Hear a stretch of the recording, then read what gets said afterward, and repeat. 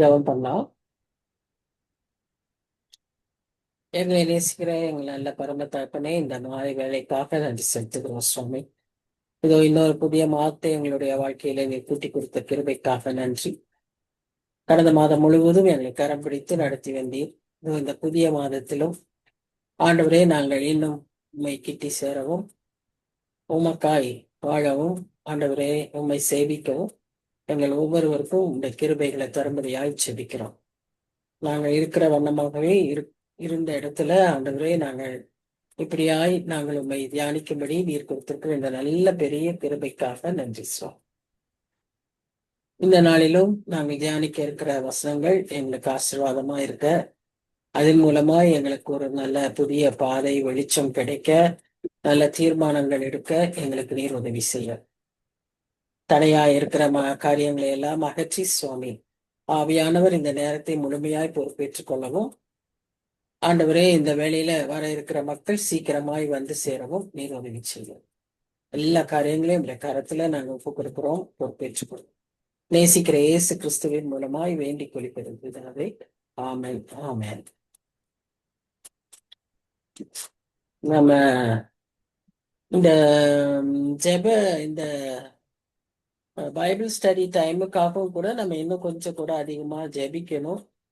எல்லா மக்களுக்கும் இந்த நாட்கள்ல நிறைய தடைகள் வர்றதை பார்க்கிறோம். People are getting more busy and engaged in other works. So we have to pray. எல்லாருமா வர்றதுக்கு உதவி செய்யறதுக்கு கர்த்தர் கிருபை பாராட்டணும். எல்லாரும் வரணும். ஜெபிப்போம். நம்ம ஜெபிப்போம், அதுக்காக ஜெபிக்கலாம். கர்த்தர் பெரிய காரியங்களை செய்வார்.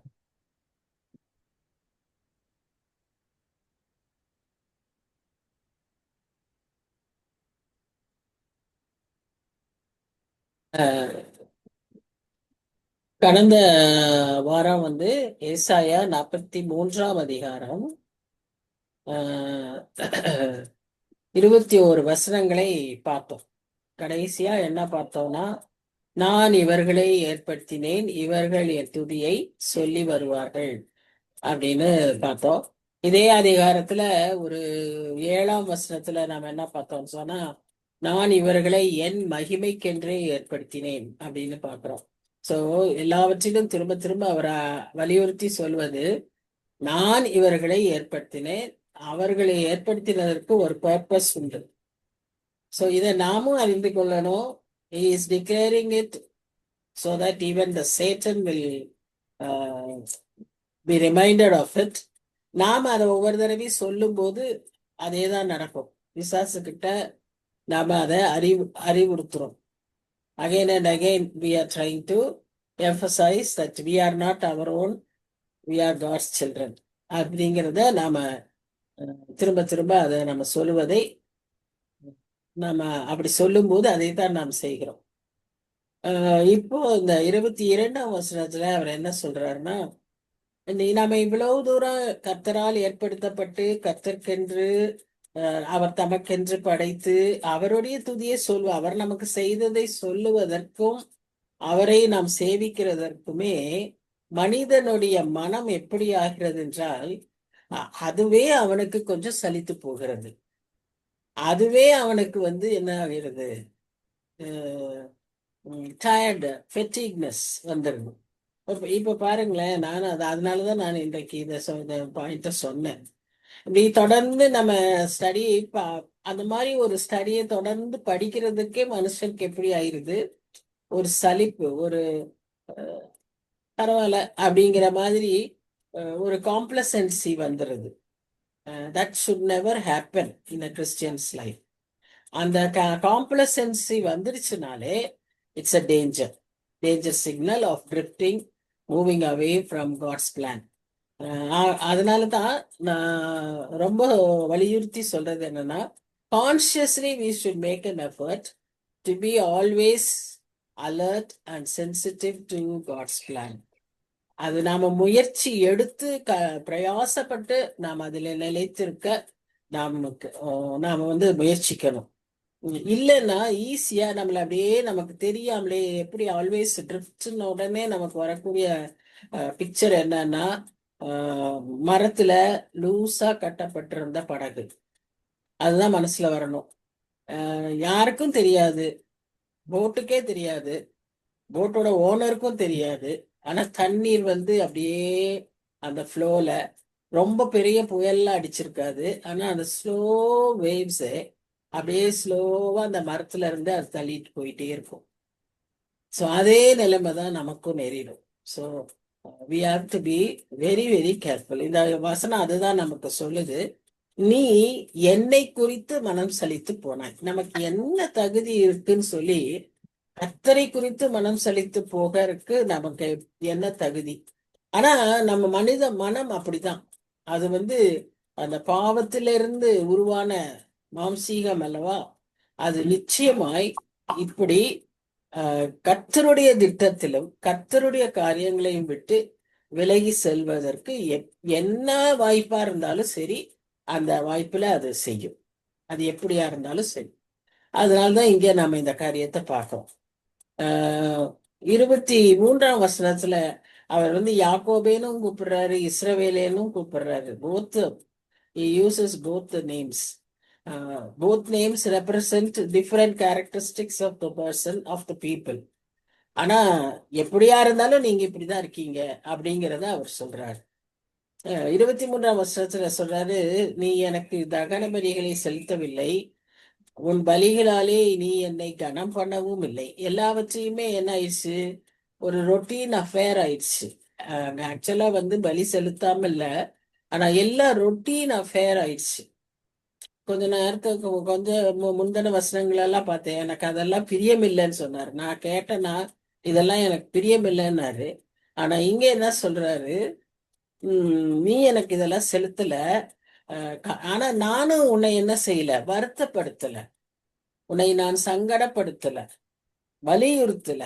ஏன்னா நீ அது ஒரு கம்பல்ஷனா நீ செய்வாயானால் அதனால் என்ன பயன்? இல்ல, நம்ம நல்லா யோசிக்கணும். நாம வந்து கோயிலுக்கு போறப்போ, காணிக்க செலுத்துறப்போ, நாம வந்து ஜெபிக்கிறப்போ, எதையும் ஒரு ரிச்சுவலா, ஒரு ரொட்டீன் அஃபேரா, even anything for that matter, நம்ம வந்து அதை அந்த மாதிரி செய்யும் போது கர்த்தர் God is not pleased with that. அவர் இன்னும் அவங்க செய்யக்கூடிய காரியங்களை எல்லாம் அவர்களுக்கு ஞாபகப்படுத்துகிறார். நீ எனக்கு பணங்களால் சுகந்த பட்டையை கொள்ளாமலும், உன் பலிகளின் நினத்தினால் என்னை திருப்தியாக்காமலும், உன் பாவங்களினால் என்னை சங்கடப்படுத்தி, உன் அக்கிரமங்களினால் என்னை வருத்தப்படுத்தினாய். நீ எனக்கு செய்ய வேண்டியதெல்லாம் செய்யாம, ஆனா இன்னும் இன்னும் என்னை வந்து கஷ்டப்படுத்திக்கிட்டே இருக்கிற, உன்னுடைய பாவத்தினால, உன்னுடைய அக்கிரமங்களினால. ஒருவேளை இங்க அவர் சொல்லுகிற காரியம் என்ன சொன்னா, a repentant heart. God needs a repentant heart. God wants a heart that uh, would suffer for him, would grieve for the sins they did. அதை விட்டுட்டு இவர்கள் வந்து அப்படியே ஒரு மெத்தனமான ஒரு வாழ்க்கையில வாழ்ந்துகிட்டு இருக்கிறத பார்க்கிறோம். அத வந்து ரெண்டு விதத்துல தீர்க்கதரிசி சொல்றாரு. தொடக்கத்துல அங்க வந்து ஒரு ஃபியூச்சரிஸ்டிக் ப்ராஃபஸியாட்ட சொன்னாரு. அடுத்து இப்ப இருக்கிற பிரசன்ட் நிலைமையையும் சொல்றாரு. இன்னொன்னு இங்க இம்மீடியட் ஃபியூச்சரையும் சொல்றாரு. இது மூணுமே இந்த வசனங்கள்ல இருக்கு. அதாவது எப்படின்னு பாத்தீங்கன்னா, எருசலேம்ல அவர் இப்ப சொல்லும் போது மக்கள் இந்த நிலைமையில தான் இருக்காங்க. எல்லாவற்றையும் மறந்தவர்களாய் செய்ய வேண்டிய அவர்கள் கர்த்தருக்கு செய்ய வேண்டிய சேவைகளையே அது வந்து ஒரு மனம் சலித்து போனவர்களாய், அல்லது ஒரு ரொட்டீன் அஃபேர் மாதிரி, ஒரு ரிச்சுவல், சாதாரணமா ஒரு சம்பிரதாயம் மாதிரி அது செய்துகிட்டு இருக்காங்கன்றது ஒன்று. இரண்டாவதா ஃபியூச்சரா என்ன சொல்றாருன்னு சொன்னா, பாபிலோன்ல எக்ஸைலுக்கு போய் அங்க இருக்கிற போது என்ன நிலைமையில அங்க இருக்கிறவங்க இருக்கிறாங்க, எக்ஸைல்ல இருந்து திரும்பி வர்றவங்க என்ன நிலைமையில இருக்காங்க. இதே நிலைமை இப்ப இருக்கிற எருசலேமில் இருக்கிற குடிகளும் சரி, பாபிலோனுக்கு சிறைபிடித்து போன குடிகளும் சரி, அங்கிருந்து திரும்பி வர இருக்கிற மக்களும் சரி எப்படி இருக்காங்கன்றதுதான் அவர் சொல்றாரு. அவர் சொல்வதில் ஒரு காரணம் என்னன்னா, அங்கு திரும்பி சென்ற பாபிலோனுக்கு சென்ற எருசலேமின் குடிகள் கொஞ்சம் பேருக்கு தான் திரும்ப வர்றதுக்கு ஆசை இருந்துச்சாம். நிறைய பேர் அங்கேயே நல்லா செட்டில், 70 வருஷம் அங்க இருந்ததுனால அங்கேயே நல்லா செட்டில்ட் ஆயிட்டாங்க. They want to live there. They don't want to come to the promised land. So அந்த அளவுக்கு அவங்களுடைய, அதான் நான் சொன்னேன், drifting away. When we move away from God, we won't know how far we would have gone. எவ்வளவு தூரம் கடந்து போயிட்டோம், எவ்வளவு தூரம் தள்ளி வந்துட்டோன்னே நமக்கு தெரியாது. அவ்வளவு ஒரு மோசமான ஒரு நிலைமை. ஒரு ஒரு விதமான ஒரு காம்ப்ளசன்சி நமக்கு வந்துடும். இப்ப அதுதான் இங்க நாம பார்க்கிறோம்.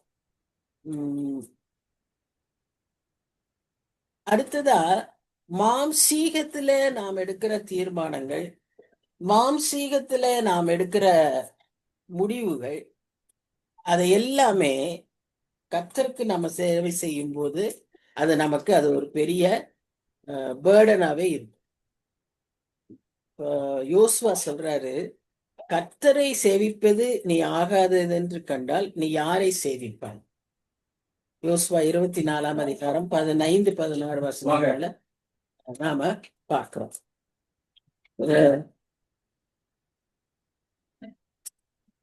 கர்த்தரை சேவிப்பது நீ ஆகாதது என்று கண்டால்,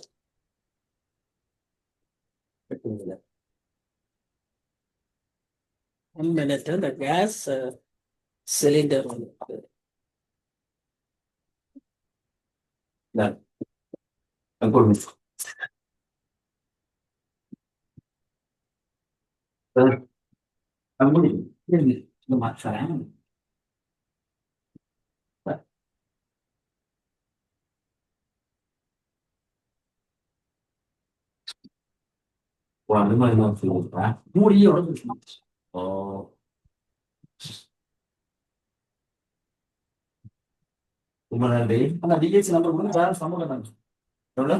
செல்போன் வர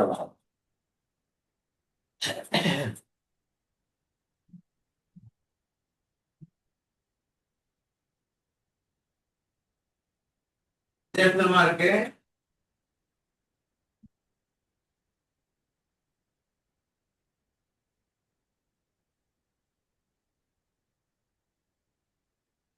Just a minute. 1 minute.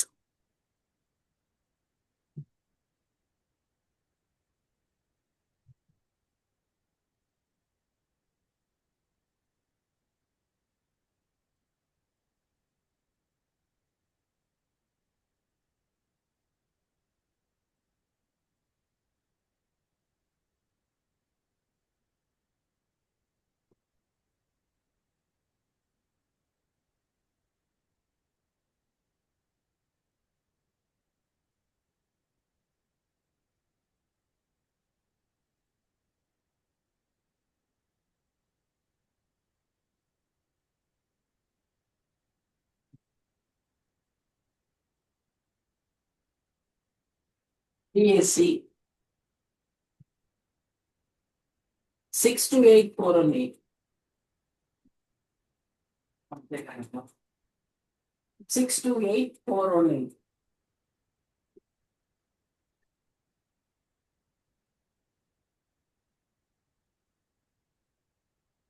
Sorry.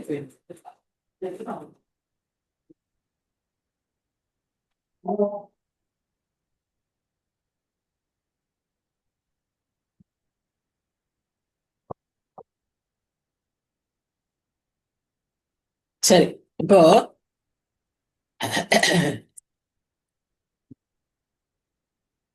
நம்ம ரொம்ப இன்னும் கூட அதிகமாய் ஜெபிக்க வேண்டியவர்களாய் இருக்கிறோம்.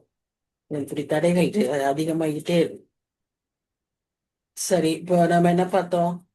மாம்சீகத்துல நாம எந்த முடிவுகளை எடுத்தாலுமே கர்த்தரை சேவிப்பது நமக்கு ஒரு சோர்வை கொண்டு வந்து விடும்.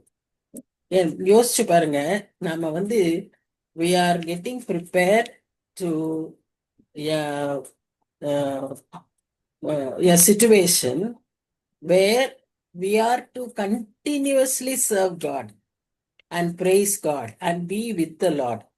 அதுதான் நம்மளுடைய மகிமையான ஒரு உன்னத சந்தோஷமான ஒரு நிலைமை. இப்ப அதுக்கு நம்ம ஆயத்தப்படுத்திக்கிட்டு இருக்கிற இந்த நாட்கள்ல கர்த்தரை சேவிப்பதே நமக்கு ஆகாதானால் நாம் என்ன செய்வோம்? சத்தம் வர மாட்டேங்குது. யாரை சேவிப்போம்? யோசிச்சு பாருங்க. இந்த தீர்மானத்தை, இந்த ஒரு முடிவை எடுக்க வேண்டிய ஒரு நாம் இருக்கோம்.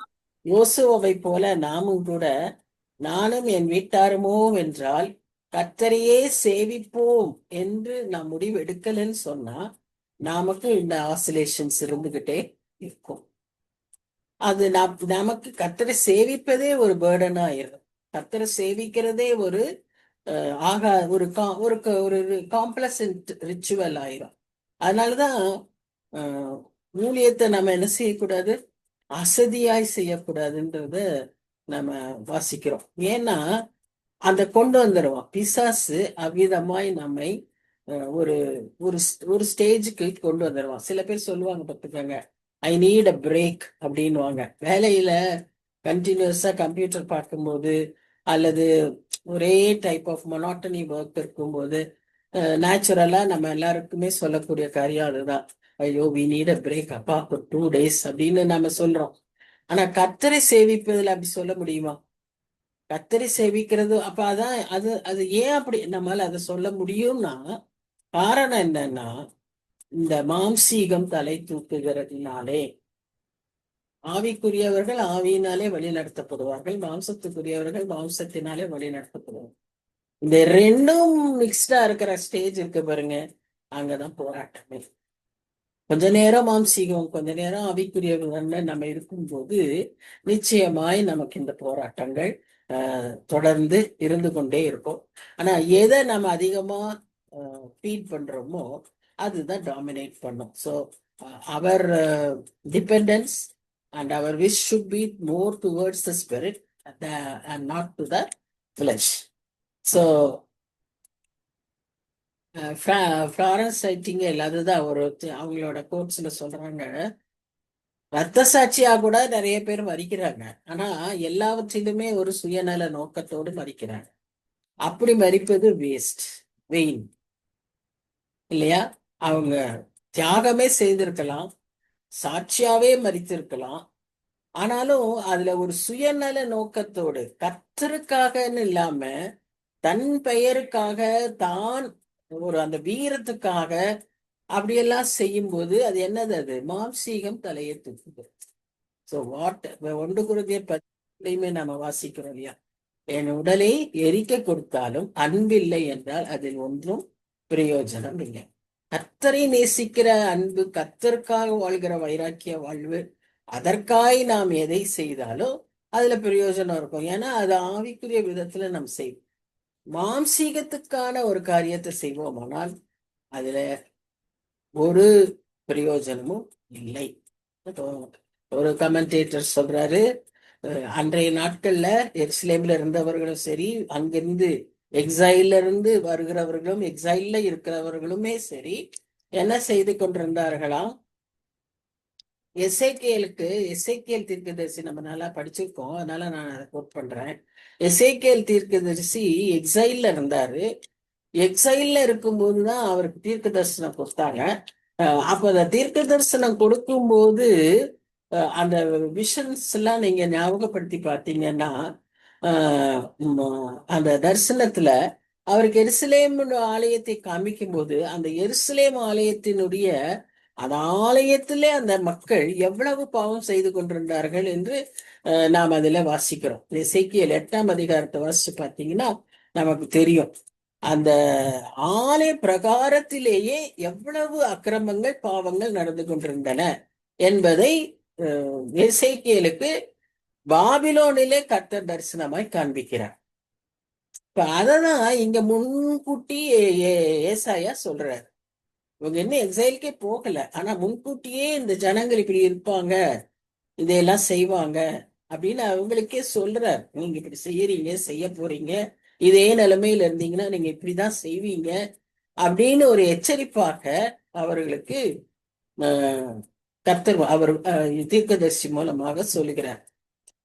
எல்லா அவங்க ஆலயத்துல வந்து பலிகளை செலுத்தினாலும் எல்லாம் எம்டி சாக்ரிஃபைசஸ்.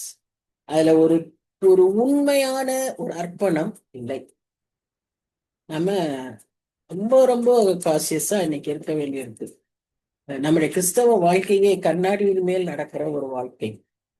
நம்ம எப்பவுமே இப்போ ஒரு புது பிரிட்ஜ் ஒன்று போட்டு இருக்காங்க, எங்க பாரு இப்ப வந்து அது ஒரு ஃபேன்சியா கொண்டு வந்துட்டாங்க இல்லையா. ஒரு கிளாஸ் பிரிட்ஜ் மாதிரி. அந்த கிளாஸ் பிரிட்ஜில் போய் நடக்கிற உண்மையாவே பயமா இருக்கும். அப்படின்னா கீழே இருக்கிறதும் தெரியும், இந்த ground. Suppose you are walking over river R C, இல்ல ஒரு லேண்டு, அந்த அது அது அப்படியே கண்ணாடியிலே தெரியும், அது மேல அப்படியே நடக்கணும். So it give sort of ஒரு பயம் பயம் உருவாக்கும். அப்படி உள்ள போயிடுவோமோ அப்படின்ற ஒரு எண்ணம் வரக்கூடிய ஒரு ஒரு விதமான கண்ணாடி.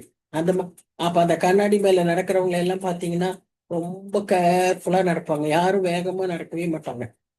அப்படிதான் கிறிஸ்தவ வாழ்க்கை, ரொம்ப கேர்ஃபுல்லா நடக்க வேண்டிய வாழ்க்கை.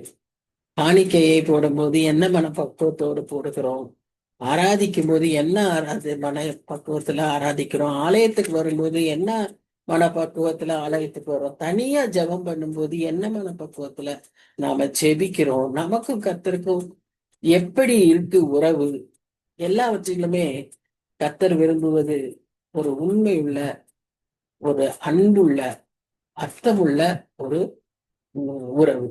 அதைத்தான் ஆண்டவர் விரும்புறாரு. அது இல்லைன்னு தான் அந்த மக்களுக்கு இங்க எச்சரிக்கிறாரு. இன்னைக்கு ஒருவேளை இது நமக்கும் ஒரு ஒரு பாயிண்ட் டு இன்ட்ராஸ்பெக்ட்.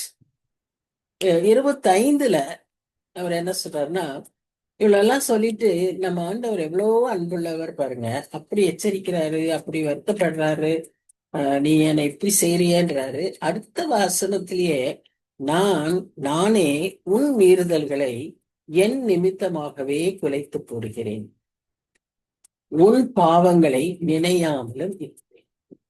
இப்ப கர்த்தர் வந்து நம்ம பாவங்களை அவர் எப்படி நினையாமல் இருப்பார் சொல்லுங்க.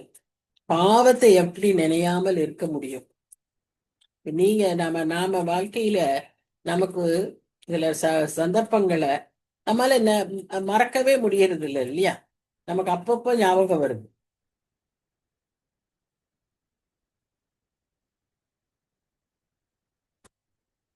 Especially certain incidents which has caused you hurt. அதை மறக்கவே முடியறது இல்லை. அது வந்து நம்ம அந்த சந்தர்ப்பங்களை நாம் நினைக்கணும்னு இல்லைனாலும் ஞாபகத்துல வருது. ஆனா இங்க அவர் என்ன சொல்றாருன்னா, உன் பாவங்களை நான் நினையாமல் இருப்பேன். அது எப்ப முடியும்? அந்த பாவத்தை தன் சொந்த மகன் சிலுவையிலே ஏற்றுக்கொண்ட அந்த ஆட்சியை காணும் போது அவராலே அதை செய்ய முடியும். கர்த்தர் அதை அப்படியே மறந்துடுவார். எல்லா பாவத்தையும் ஏன்னா பரிசுத்தர், கர்த்தர் பரிசுத்தர். அவர் வந்து தீங்கை கண்ணால கூட பார்க்க மாட்டார்.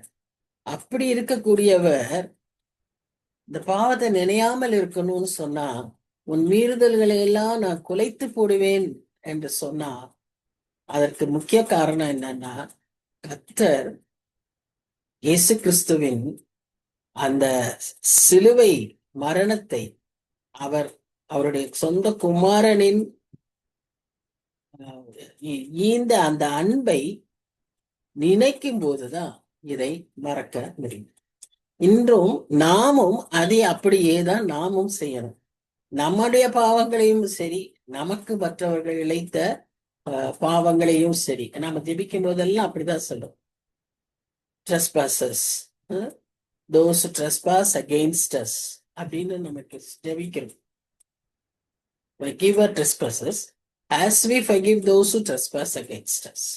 So ரெண்டையும் நம்ம எப்படி அதை செய்ய முடியும்னா only by and through the cross, by the death of Jesus Christ and through the cross. So even our God is able to forgive us and forget our sins only through this cross.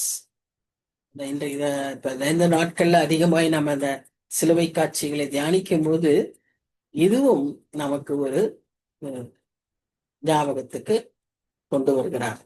அடுத்ததா நாம் ஒருவரோடு ஒருவர் வழக்காடும்படி எனக்கு நினைப்பூட்டு நீ நீதிமானாக விளங்கும்படி உன் காரியத்தை சொல்.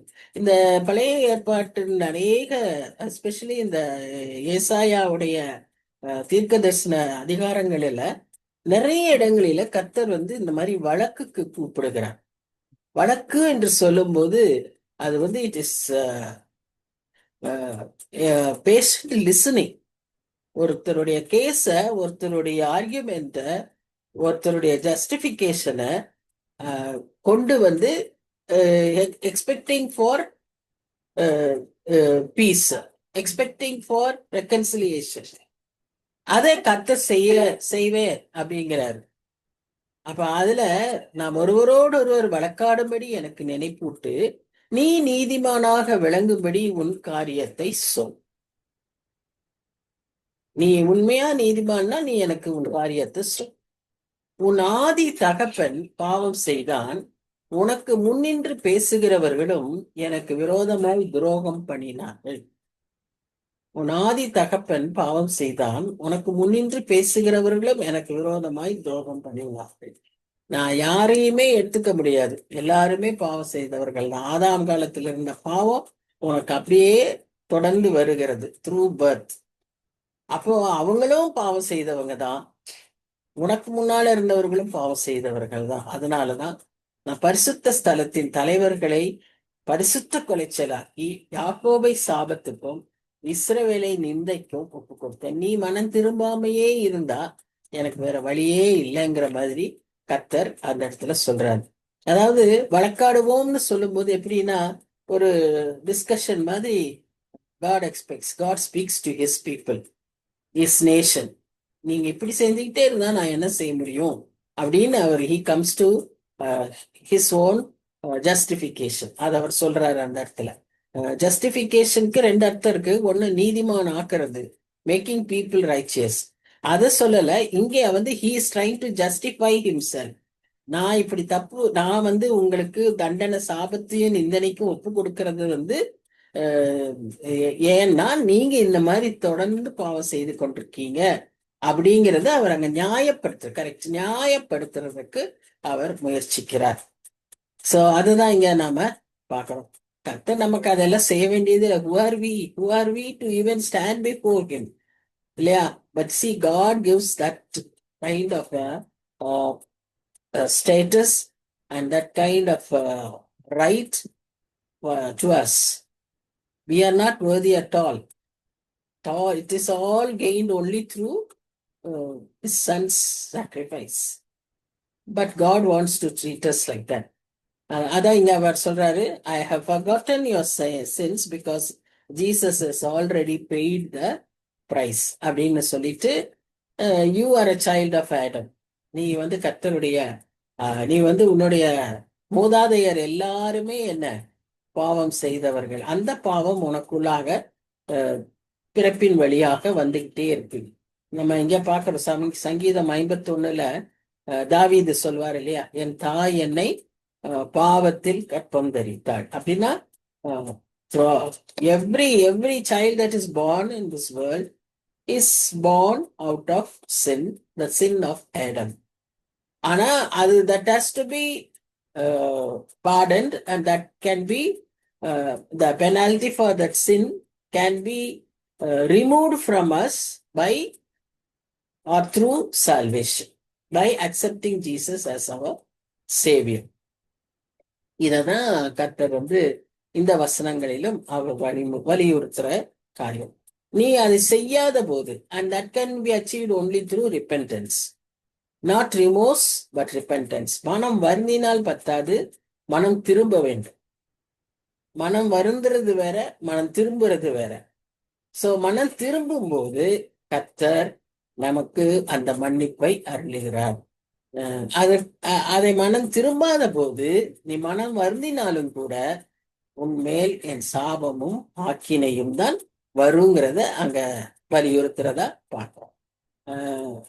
நமக்கு மீடியேட்டர் வேற யாருமே இல்லை, ஆண்டவராகிய இயேசு கிறிஸ்து தான். இந்த அதிகாரத்துல நான் நிறைய இடத்துல நிறைய வசனங்களை சொல்லி கர்த்தர் எப்படிப்பட்டவர் என்பதை நாம் இதுல பார்க்கிறோம். முதல் வசனத்திலிருந்தே நீங்க பார்த்தீங்கன்னா, இதோட வசனம் அதிகாரம் முடியுது. அப்படியே நம்ம பார்க்கும்போது நம்முடைய மீட்பராய் பார்க்கிறோம், நம்மோடு கூட இருக்கிறவராய் பார்க்கிறோம், நாம் அவருடைய பார்வையில் விசேஷமானவர்கள் என்று அவர் சொல்வதை பார்க்கிறோம். நமக்கென்று ஒரு பெரிய திட்டத்தை, நோக்கத்தை வைத்திருக்கிறவராய் பார்க்கிறோம். நம்முடைய இரட்சகராகவும் நம்மை குறித்த திட்டங்களில அவர் மாறாதவராகவும் இருப்பதை பார்க்கிறோம். இதையெல்லாம் அச்சீவ் பண்றதுக்கு அவரே நமக்கு பாதையாக, வழியாக, நானே வழி சத்தியம் என்று சொல்லி அவர் நமக்கு God is the way and God makes a way அப்படின்னு பார்க்கிறோம். அது மாத்திரம் அல்ல, நம்மை பிந்தினவைகளை நினைக்க வேண்டாம் என்று சொல்லுகிறார். அதே சமயத்துல புதிய காரியங்களை அவர் உருவாக்குகிறார். And we are called to be a witness to him. We are made to proclaim his name. இவர்கள் என் துதியை சொல்லி வருவார்கள், நான் இவர்களை என் மகிமைக்கென்றே ஏற்படுத்தினேன். சோ இதெல்லாம் வசனங்கள் நமக்கு டைரக்டா கர்த்தர் தன்னையும் தன் ஜனத்திற்கும் அவர் இருக்கிற உறவை, அவர் வைத்த நோக்கத்தை இங்க அவர் தெளிவாய் நமக்கு விளக்கி சொல்லுகிறதை பார்ப்போம். இந்த 43ஆம் அதிகாரம் ஒரு மிக முக்கியமான அதிகாரம். இதன் மூலமாக நாம் அநேக ஆண்டவருடைய ஆழமான அன்பையும் ரட்சிப்பின் திட்டங்களையும் அவருடைய காரியங்களையும் அறிந்து கொள்ள கர்த்தர் உதவி செய்தார். இது நமக்கு வெறும் அறிவாய் மாத்திரம் இல்லாதபடிக்கு அனுபவமாகவும் அதை மாற்றிக்கொள்ள கர்த்தர் தான் உதவி செய்யலாம். இப்போ அடுத்த அதிகாரத்துக்கு வருவோம். சாப்டர் 44. இந்த முதல் வசனத்திலேயே நம்ம பார்க்கும்போது இன்னொரு புதிய நாமத்தை தன் ஜனங்களுக்கு அவர் கொடுக்கிறார். அவருக்கு பெயர் ரொம்ப இம்பார்ட்டன்ட். அதனாலதான் அவனை நான் பெயர் சொல்லி அழைத்தேன் அப்படிங்கிறாரு. அவர் பெயருக்கு அவர் பெயருக்கே அவருக்கே அநேக நாமங்கள் உண்டு. யூதர்களுக்கும் பெயர் ரொம்ப முக்கியம். இப்ப இங்கே நாம பாக்குறோம், அந்த ஜனங்களுக்கு யாக்கோபுன்னு ஒரு பெயர் ஏற்கனவே அந்த அவங்களுடைய குணாதிசயத்தை கொண்டு, அடுத்தது இஸ்ரேல்னு இன்னொரு பெயர் வாக்களிக்கப்பட்டாலும் நிலைமை அப்படியேதான் இருக்குது, மாறல. மூன்றாவதாக அப்படிப்பட்ட ஜனங்களுக்கும் பின்மாறி போனவர்கள், தூரம் போனவர்கள், கைவிட்டவர்கள், ஓடி போனவர்கள், இவர்களுக்கும் அவர் சொல்லுகிற ஒரு பெயர் என்னன்னு சொல்லி பார்த்தீங்கன்னா யெஷூரன். யெஷூரன் சொன்னா யூ ஆர் ரைச்சியஸ். பாருங்க, இன்னைக்கு நம்மையே அதே நிலைமை தான் இல்ல. இந்த பேரை நமக்கும் அவர் ஞாபகம் படுத்துகிறார். You are righteous. அவர் தான் நம்மளை நீதிமானாக்குனாரு. அவருடைய நீதியையே தான் நமக்கு கொடுத்திருக்காரு. நமக்குடைய நீதியெல்லாம் எப்படி அவர் பார்வையில அழுக்கும் கந்தையும் தான். ஆனா நம்ம அவர் நீதிமானாய் பார்க்கிறார். நான் இருக்கிற இதுல ஸ்டாண்டர்ட்ல, ஸ்டேட்டஸ்ல, என்னோட ஸ்பிரிச்சுவல் லெவல்ல அவர் பார்க்கறதே இல்லை. அதெல்லாம் அவருக்கு தூசு. அவருக்கு பார்த்தாலே அது அப்படியே ஒரு அழுக்கான ஒரு துணி, கந்தை துணி. ஆனா அவர் தன்னுடைய நீதியை நமக்கு தரும். அதைத்தான் இந்த முதல் வசனத்துல அந்த பெயரை சொல்லும் போதே அதை கொண்டு வர்றார். He is bringing that name into this chapter. to remind us that God looks or He has made us righteous. He wants His people to be righteous because He has called us as righteous persons. இப்ப நம்ம ஒருத்தர் இப்படி சொல்லும் போதே நம்ம அந்த சொன்னதுக்காகவே நம்ம என்ன செய்வோம், நாம உண்மையா இருக்க பார்ப்போம். நாம அதை ரொம்ப அவங்க அந்த அவங்க எதிர்பார்ப்புக்காக நம்ம நிற்கணும்னு சொல்லி மனுஷிக லெவல்லயே நம்ம யோசிக்கும் போது, ஆண்டவர் நம்மை படைத்த, உருவாக்கின, சிருஷ்டித்த, எல்லாம் அறிந்த ஆண்டவர், எல்லாம் வல்ல ஆண்டவர் நம்மை நீதிமான் என்று சொல்லும் போது, நாம் நம்முடைய சிந்தைகளிலும் செயல்களிலும் நீதிமானாய் இருக்க முயல வேண்டும். அதுதான். அதன் மூலமாக நம்ம என்ன பார்க்கிறோம், அவருடைய நெருக்கமான உறவு, ஆழமான அன்பை நாம் எதிர்பார்க்கிறோம். அது மாத்திரம் அல்ல, அவர் இதன் நிமித்தமாய் நம்மில் ஏற்படுத்தின அவருடைய உடன்படிக்கையை நாம் பார்க்கிறோம். கர்த்தர் நமக்கு அப்படிப்பட்ட ஒரு உடன்படிக்கையை இங்கே செய்திருக்கிறார். அவருடைய இரத்தத்தினாலே ஒரு உடன்படிக்கையை நமக்கு செய்திருக்கிறார். அன்றைக்கு இருந்த இஸ்ரவேல் ஜனங்களுக்கு அவர் பேசியிருந்தாலும், இன்றைக்கு நமக்கு இன்னும் ஆழமான அர்த்தமுள்ள ஒரு உறவாய் அதை எப்படி மாறுதுன்னு சொன்னா, அவர் நமக்காக சிலுவையில மரித்து இந்த புதிய உடன்படிக்கையை நமக்கு அவர் தந்திருக்கிறதுனாலே. சோ இதை எப்பொழுது நினைவு கூர்ந்தவர்களாக நாம் இந்த அதிகாரத்துக்குள்ளாக போவோம். அப்ப அவர் அவருடைய வாக்கு தத்தம், அவர் அருளுகிற ஆசீர்வாதம் எல்லாம் ஒன்றும் மாறாதது, எல்லாம் அப்படியே அவர் நிறைவேற்றுகிற கர்த்தராய் இருக்கிறார். ஏன்னா அவர் மாறாதவர். அவர் is an unstoppable God, an unchanging God. ஆகவே அவர் தான் சொன்ன காரியங்களை நிறைவேற்றுவதில் உண்மை உள்ளவராய் இருக்கிறார்.